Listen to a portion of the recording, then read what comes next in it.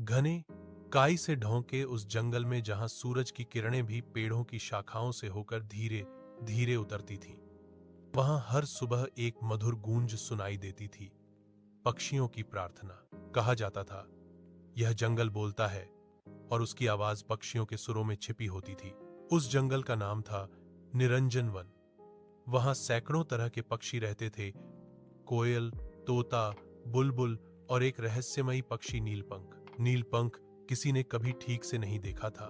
बस उसकी नीली आभा और घंटी जैसी आवाज कभी कभी हवा में घुल जाती थी।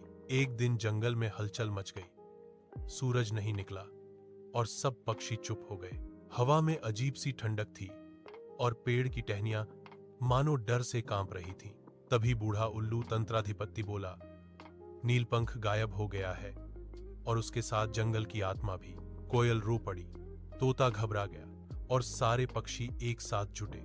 उन्होंने तय किया, हम नीलपंख को ढूंढेंगे, चाहे जंगल का सबसे अंधेरा हिस्सा ही क्यों न पार करना पड़े।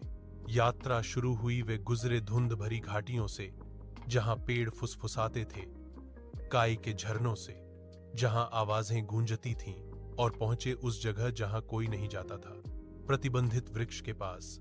वहां उन्हें एक टूटा हुआ नीला पंख मिला। उल्लू ने कहा, यह नील पंख का संकेत है। वह जिंदा है पर कैद में है। अचानक धरती हिलने लगी, पेड़ों से धूल उड़ी और जड़ों के नीचे से निकली अंधकार की छाया एक काला पक्षी जिसके पंखों से धुआं निकलता था। वह बोला, नीलपंख मेरा था, मैं उसकी रोशनी चुराकर इस जंगल को मौन कर दूंगा। लेकिन तभी सभी पक्षी एक साथ गाने लगे।